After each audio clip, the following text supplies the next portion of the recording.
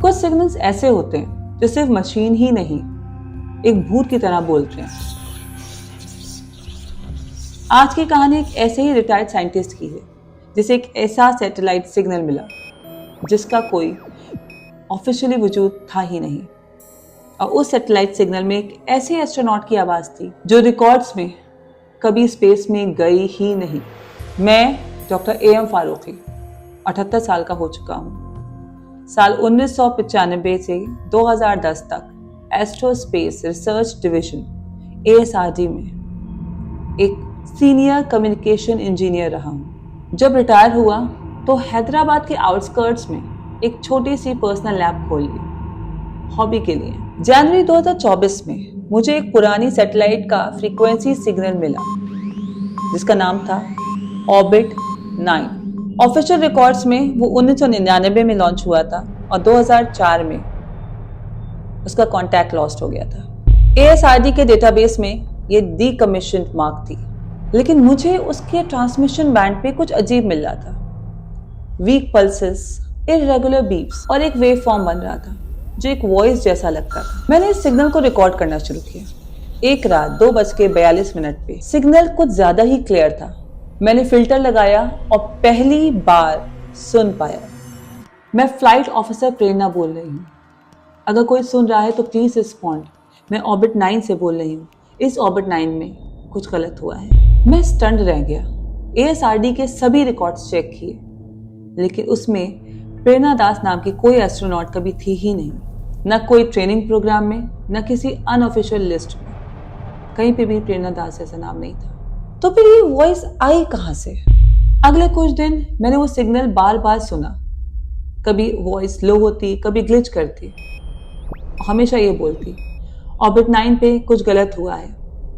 इस ऑर्बिट 9 पे सिर्फ मैं ही अकेली रह गई हूँ। ये सैटेलाइट इंसानों के लिए नहीं बनी थी, लेकिन हम उसमें आ गए थे।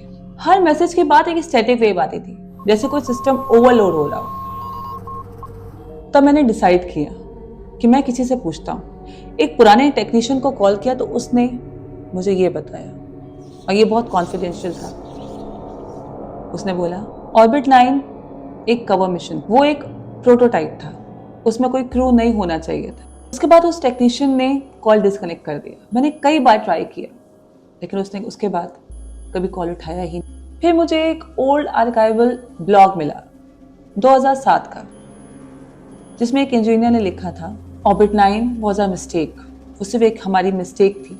हमने कुछ लोगों को उस पर भेज दिया, जबकि उस पर किसी को नहीं भेजना चाहिए था। और तब ये पढ़ने के बाद मुझे रियलाइज हुआ कि ये एक टेक्निकल ग्लिच नहीं था जो मुझे सिग्नल मिल रही थी। ये शायद एक सोल का, एक आत्मा का एक क्राई फॉर हेल्प था, एक मदद की पुकार थी।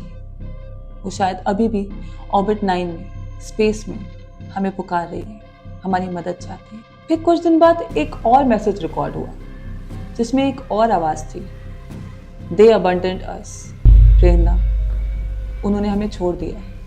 अब इस ऑर्बिट 9 में ही हम सब मर जाएंगे। यहीं पे हमारी मौत होगी और ये ऑर्बिट 9 हमारी खबर बन जाएगा। ये आवाज़ एक मेल वॉइस थी, शायद मिश्रा सर।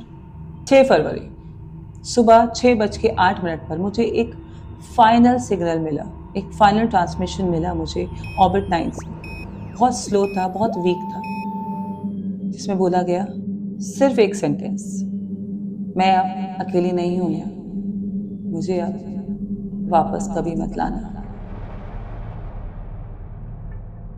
उसके बाद silence, no pings, no waveform, orbit 9 vanished. सब कुछ एक पल में शांत हो गया था।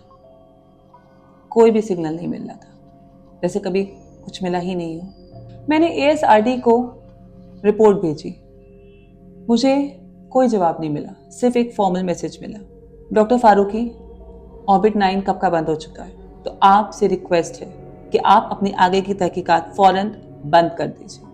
पर मैं जानता हूँ कोई तो था जो वहाँ गया था, उसी ऑर्बिट 9 में, और शायद उसकी आवाज़ आज भी स्पेस में कहीं गूंज रही है। अगली बार अगर आप किसी पुरानी सैटेलाइट के बारे में पढ़ें या कोई डीप स्पेस ऑडियो रिकॉर्डिंग सुने, तो एक बात ज़रूर से ध्यान रखिए, हर आवाज़ सिग्नल नहीं होती। कभी कभी वो एक स्क्रीम भी होती है, एक चीख होती है, स्पेस में छोड़ी हुई एक रूह की।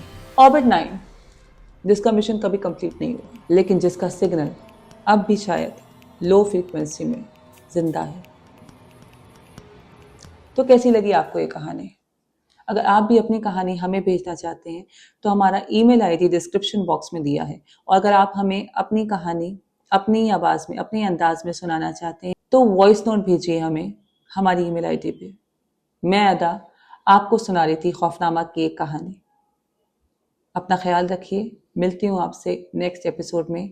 तब तक के लिए खुदा हाफिज, शब खैर।